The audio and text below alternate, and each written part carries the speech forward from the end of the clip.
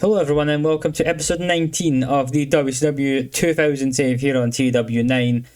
It is Spring Stampede 2000. It's our fourth pay-per-view I believe we've done now, and hopefully our best one. However, booking this show has been an ordeal, mainly to do with the main event, and you'll probably not be shocked as to why. Now, ignore what the hell is on your screen right now. This is just the 5v5 get people on the card so they don't complain about not being on the card match. There's no rhyme or reason to it. Just ignore it as we move on. I just wanted to open with this so we didn't open with the first match and the results.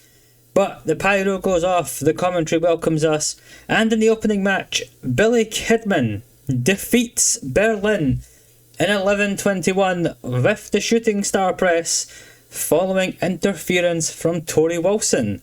During the match we also had the wall run in and attack Kidman, but it wasn't good enough, and Billy Kidman has won the WCW Cruiserweight Championship. Now, it's a 59 overall, so it's a good start to the show. You may be asking, why have we taken the belt off Berlin? Now, quite simply, I didn't have a direction for Berlin. I have a direction for Billy Kidman. So that's basically the answer, to be blunt. But yeah, Billy Kidman picks up the win, and after the match, Torrie and Kidman are celebrating him capturing the Cruiserweight title. As Ray Jr. looks on, he's happy, but he's a bit annoyed that it came thanks to Torrie Wilson interfering. Just sowing some potential seeds. We'll see if we want to go down that road or not. But there we go. Billy Kidman, the first and potentially only title change of the night. We shall find out. Up next, we have another title match as the TV title was on the line. However, there's no such luck for Dustin Rhodes as Chris Kanyon defeats Dustin Rhodes with the flatliner to make defense number 12 of the TV title. It's a decent match overall, a 56. And yeah, that's kind of it really. Dustin Rhodes, his redemption arc doesn't quite come off. He still can't win the big match at this point in the company. And Kanyon picks up a huge win to retain the TV title. Up next, we have a match that, is on the show, to be honest.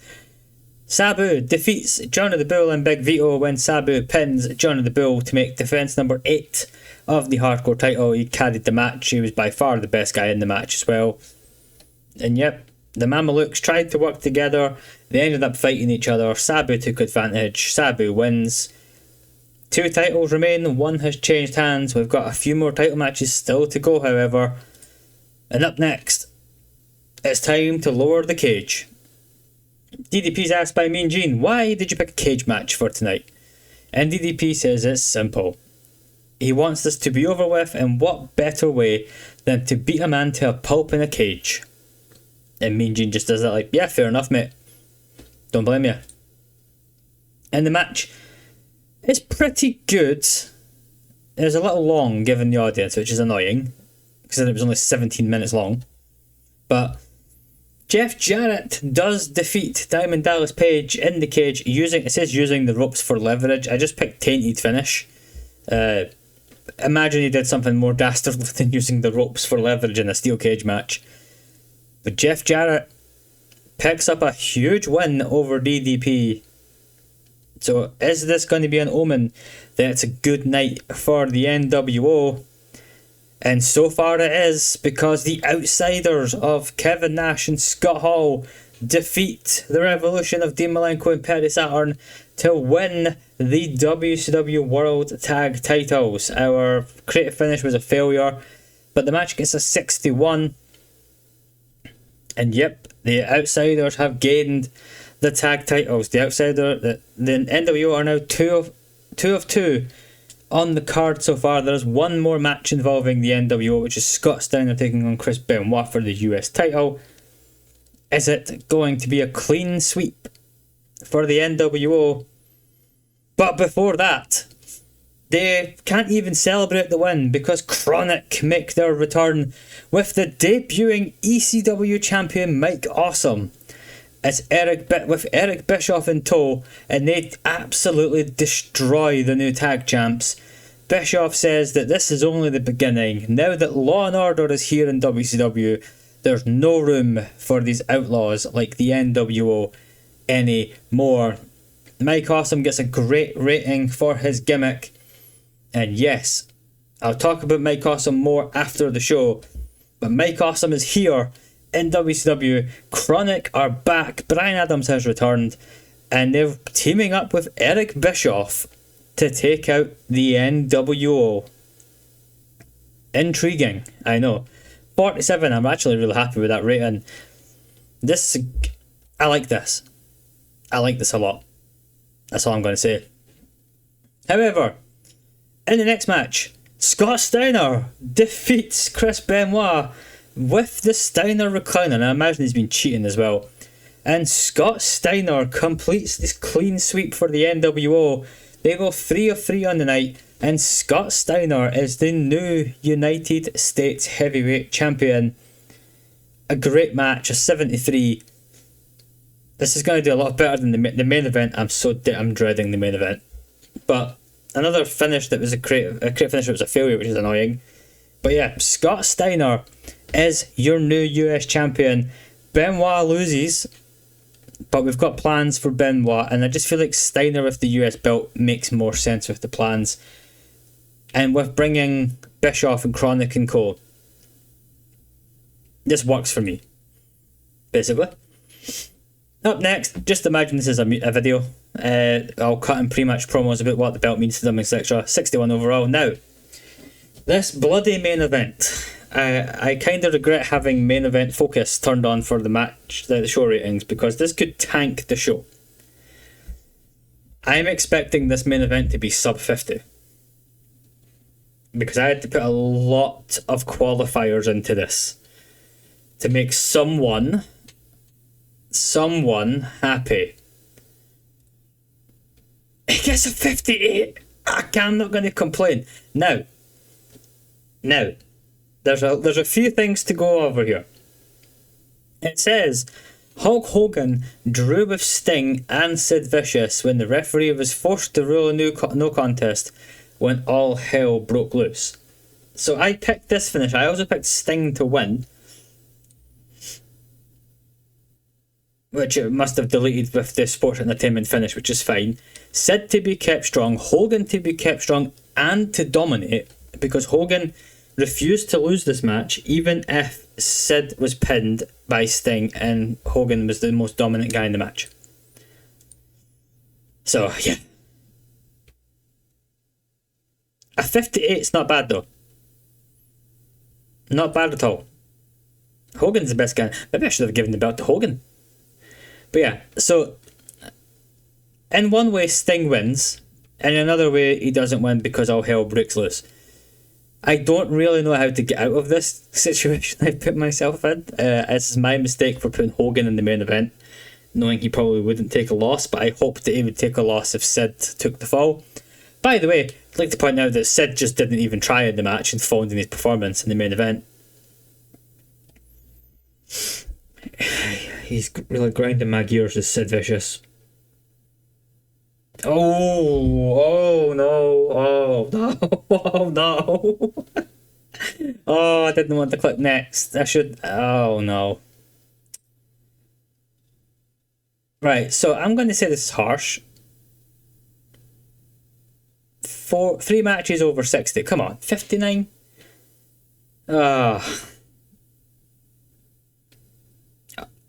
It's like real life WCW, isn't it? The main event scene's a mess. Who the hell should we talk to? Benoit, you did really good. Scott Steiner, you did really good.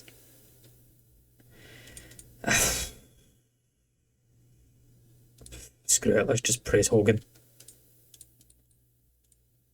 We made a grand total of 56,000. Yeah, let's just ignore that screen. We're definitely not doing one of those. Okay, that was not good. 58. That's one of the worst shows we've ever run. I don't think that's fair, but obviously this is the downside to having main event focus on. I should probably turn that off before the pay-per-views. I'm so annoyed with that. I'm so annoyed with that. I mean, we did worse than ECW's pay-per-view. Okay, whatever. Oh, that's annoying. Really annoying, because I thought that was a decent show. Bloody Hogan and Sid bringing us down. I don't know what to do with the title. Benoit hits the wall, that's fine. Yep, everybody's fatigued. Guess what, lads? I hate to break it to you, but Nitro's on tonight. So you're not gonna get much rest. If we have a quick look for our champions, Billy Kidman is now a 3-time Cruiserweight champion. Sabu is still our hardcore champion. Scott Steiner is a 2-time United States champion. Sting is still the World Heavyweight champion. The Outsiders are now 7 times tag team champions. And Chris Kanyon is still the TV champion. I don't know what to do with the title. Hogan.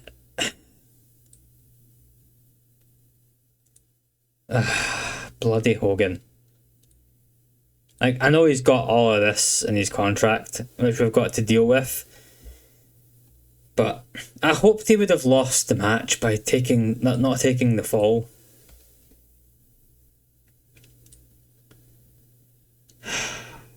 I could have done a screw job.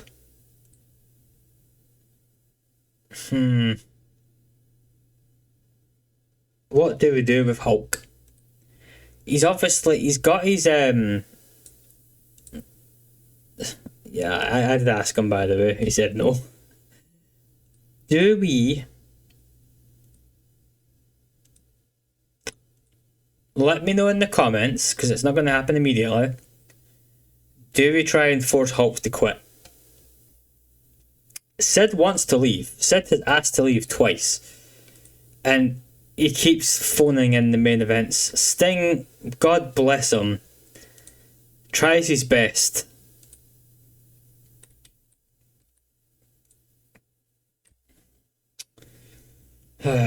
What do we do? What do we do? I was so optimistic about this show. It's such a disappointment that this has happened.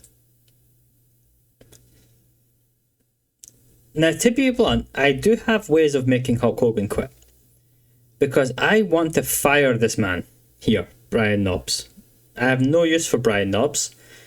He's like beyond average.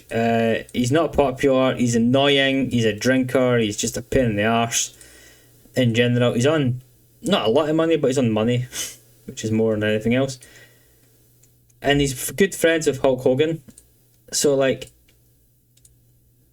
we could go after Hogan's friends.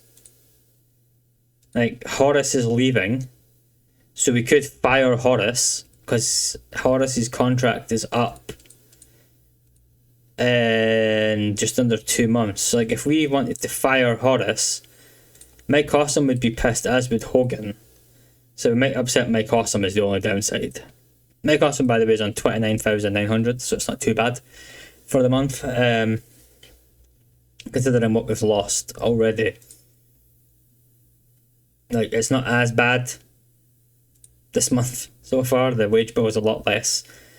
Pay-per-view revenue is toilet level though. It's so bad and we can't do anything about it. This is a real challenge. Like a real challenge to try and get out of. Yes, I booked myself into a corner by making Hulk in the main event.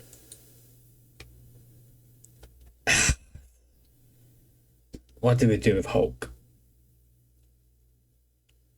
What do we do with Sting? Like, in my eyes, there is an obvious candidate to take the world title.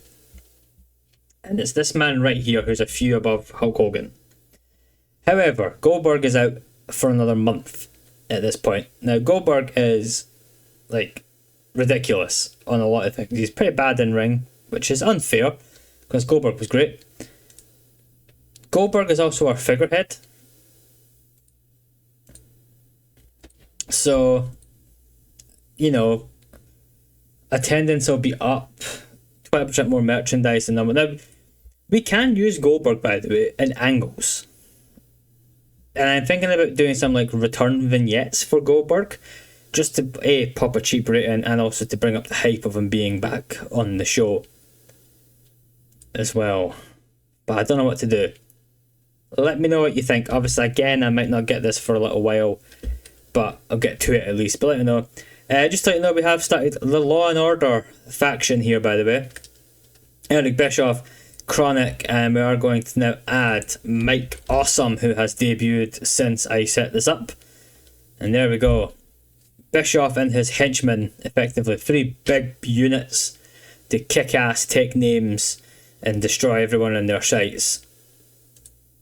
Just seeing what Benoit. Oh yeah, but we've gained him a point back from what it was.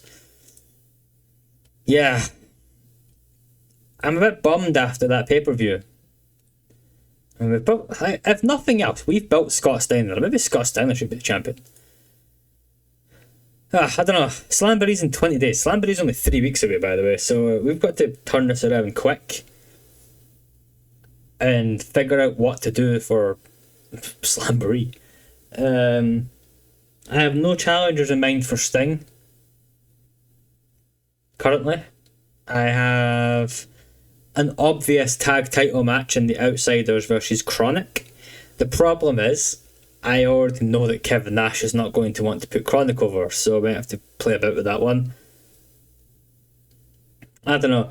I know Anders, Spike Piledriver Wrestling, in his WCW save, screwed Hogan over to take the title off of him at that point, and then Hogan quit the following day. The problem is, the backstage is already so bad that I think it's going to make it worse, even though Hogan is one of the big issues here.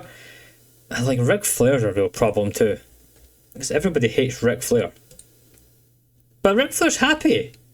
So, you know, like, if we have a look, morale, I mean, some people are actually happy to be here.